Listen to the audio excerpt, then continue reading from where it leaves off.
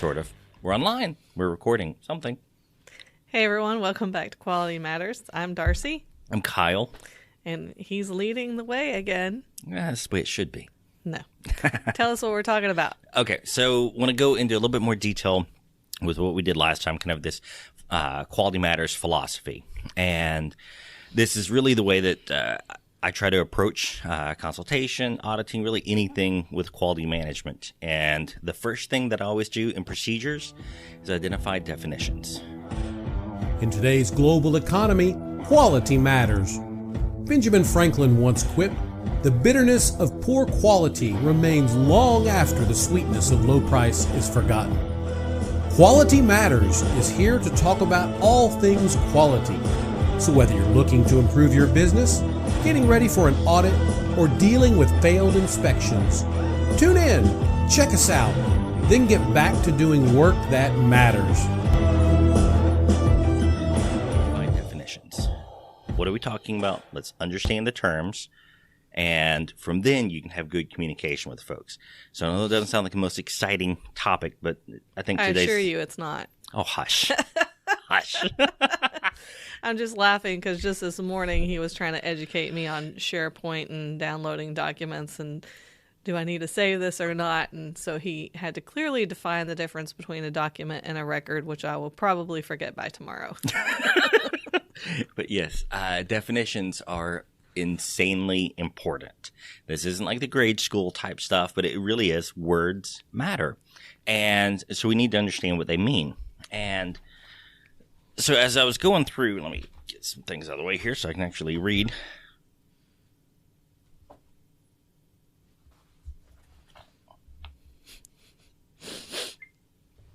Okay, sorry about that. I actually told the video to stop recording. So now I'm going to start again.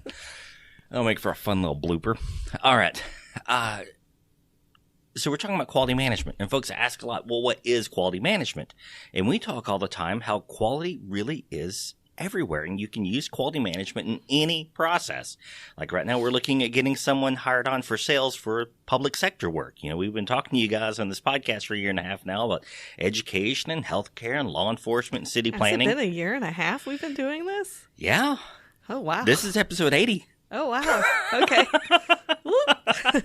So we've been talking about this forever, about how it matters in all these different places. So we've actually decided to take the leap and jump into those markets. Super excited. It is very, very exciting. And we're actually still looking for someone. So by the time this airs, I promise you, we will not have found that person. But if you're interested in Yes. a sales position, you can email us and Yes. we'll go from there. Yep. jobs@texasqa.com. Okay, so back to the topic that we're actually talking about today is I want to talk about quality. Like, what the heck is quality? And so the first thing that I do is I actually just go straight to the dictionary. Okay. Again, very thrilling stuff. Mm-hmm. But so there's a couple of areas that you can look at quality. Quality can be a characteristic of something, or it can really define how it's measured. So take Webster's dictionary. They say that it's, you know, something that's peculiar or an essential character of something. That's So an interesting and yes. unexpected definition. It's a peculiar and essential character or the nature of something. So they have a certain quality about them. Okay, that makes sense. Gotcha. It's an inherent feature or property. It's some capacity or kind of role. The degree of excellence, oftentimes kind of called grade, or it's something that's superior in kind. So that's really good qualities. It's a very loose definition. So again, it gets us to kind of two things. It can describe a characteristic or it can describe the nature of something. But that's really, either way, it's kind of getting at the real essence of something or someone or whatever it is. Quality is a very fundamental term there. Okay. Then we take a look at ISO 9000, not 9001, just for any quality geeks that are out there. ISO 9000 is basically all the definitions that are used throughout the ISO 9000 series standards, of which 9000 is one of them. Okay. So, in any case, so ISO 9000 defines quality as an organization focused on quality, promotes results that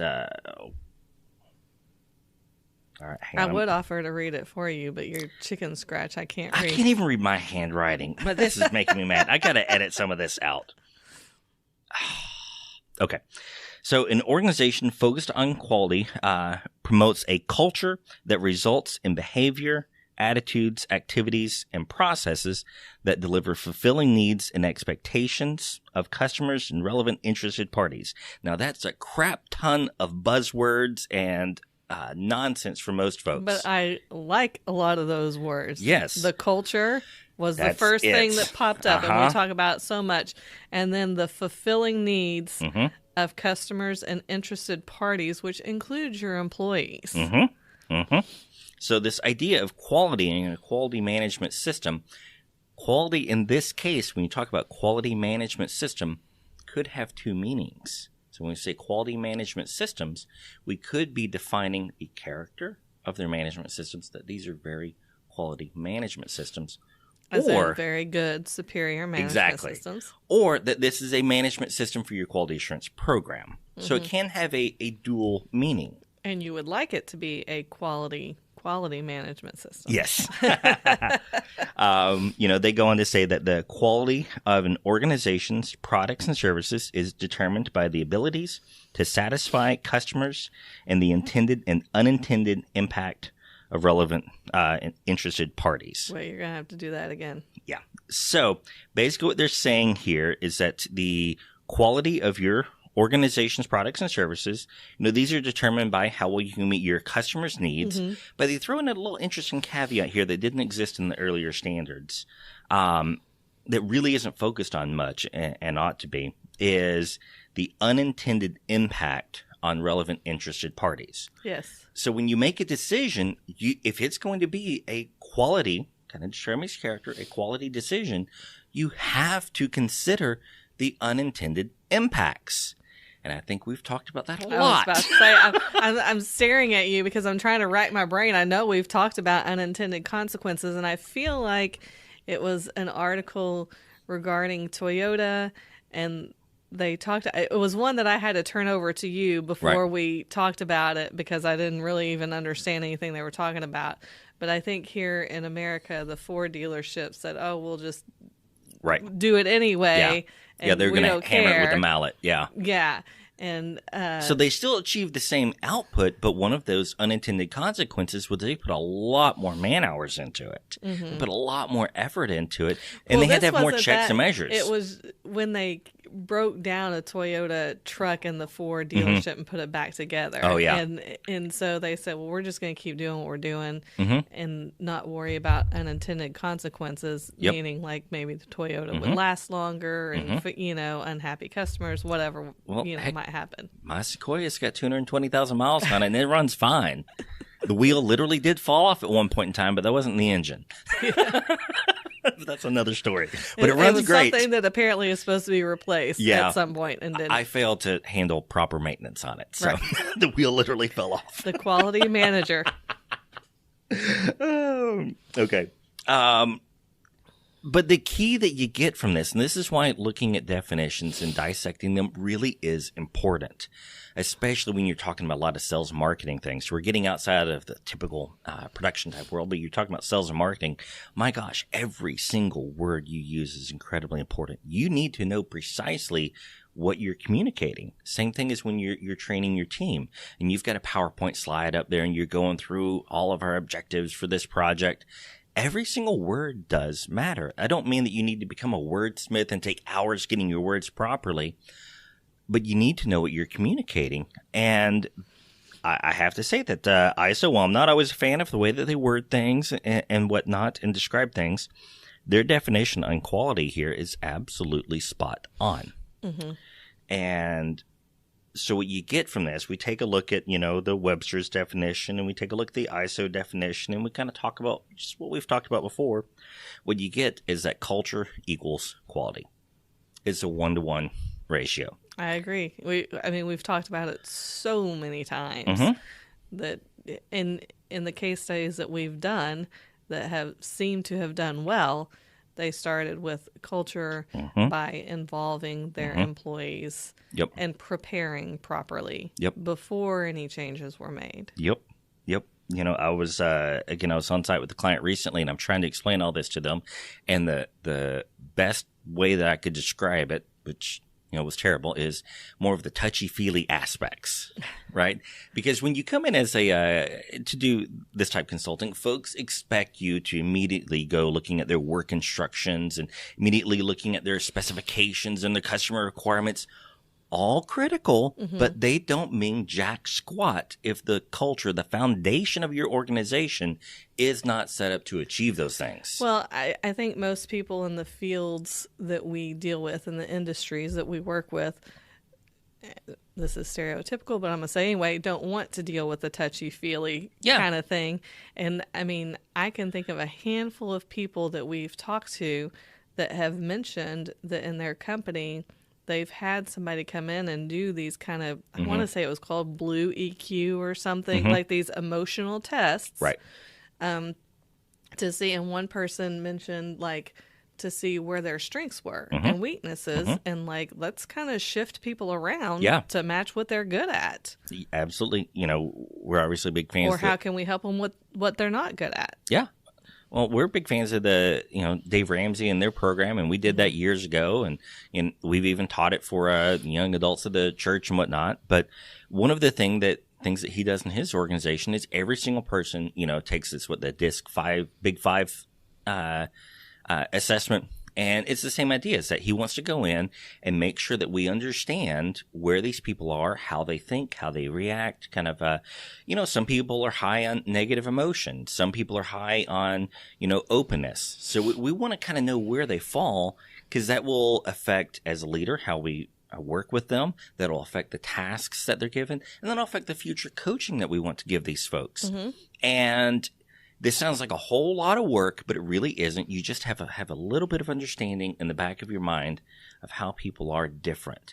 And if you're going to build a quality management system, you have to start with the culture. And it's just fascinating that, as you go through and read these things, wow, I'm not the first person that thought of this. I think it might be worth looking into some of these emotional quotient testing or what, I don't know what they're called, to add it to our, consultation. That's honestly not a bad idea. I don't know how well it will be received. No, we'd have to put some thought into it, plan. And I think it requires, it obviously requires a lot on all the employees. It requires buy-in, which is what you're trying to get for the management system anyway. Yep, absolutely. Well, there's what I find so often is you've got a lot of really great people working there, but they each have their own ideas and own ways of operating, and you wind up with siloed systems. This department kind of runs this way, this department runs that way, and it's not uncommon that I come into an organization and they describe it as though it's two completely different companies. I'm like, you'll all report to the same manager, right? Yeah. Would have no idea. Well, I always go back to education because it's what I know. And I think back to when I was teaching, and, when you walked into the main building, the library was right in front of you. Right. And on the left were the lower grades, so pre-K through 2. And on the right were the upper grades, 3 through 5. And I taught both. Right. But when I was in the upper grades, the parents would get so upset with us when grades came out. Right. Because, they did fine. In second grade and first grade, we never had a problem. Right. And it just became a joke that once you cross the hardwood, things change. Because the hardwood was the lead-in and it was carpet on either side. But it was because up to second grade, they didn't get numerical grades. So the parents didn't really understand the grading. And then third grade, you start getting those numerical grades. So we bore the brunt of that lack of communication or not understanding or whatever you want to call it.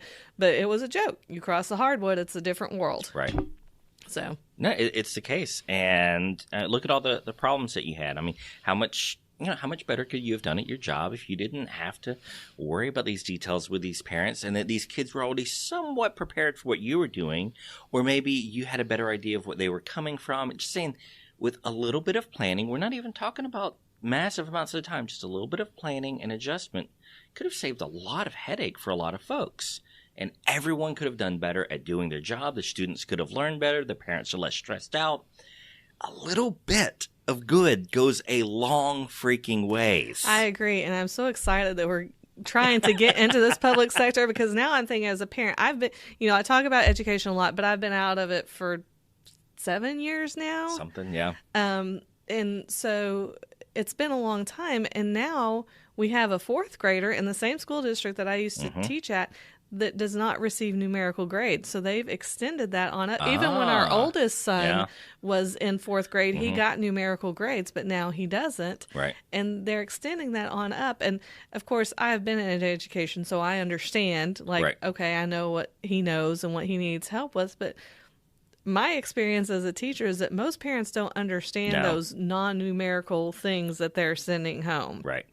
And I remember when they sent it home with ours for the first time. I mean, it was a whole packet. And I joked, you have to have a master's degree to read and understand this. And I have one, and I'm not going to read it. So, I know it's frustrating for parents because it's frustrating for me. Yeah. And I'm a parent.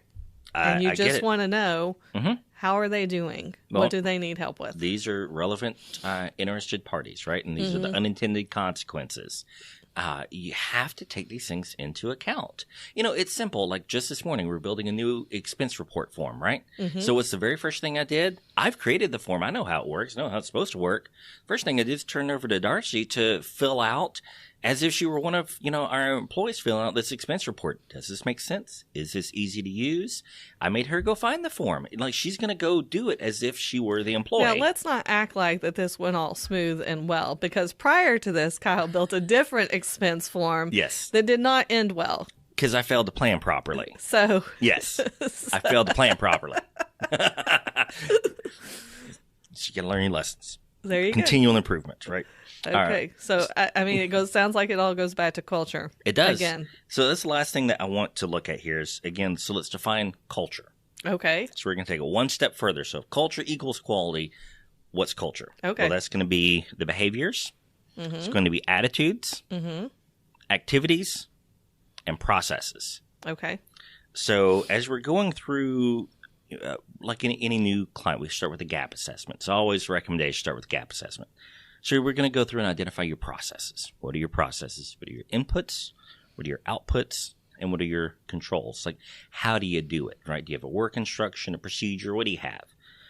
Well, this kind of touches on the rest of the pieces for quality, because your activities, are in there in the process controls. The behavior and attitude are what governs your ability to go from here's the goal that we wanted to achieve to here's how we measured it. And if you don't have all of these pieces in alignment, you're going to wind up with a very convoluted, complex, stressful, frustrating system. And that will be the topic for the next podcast. Okay. All right. Well, thanks for sharing.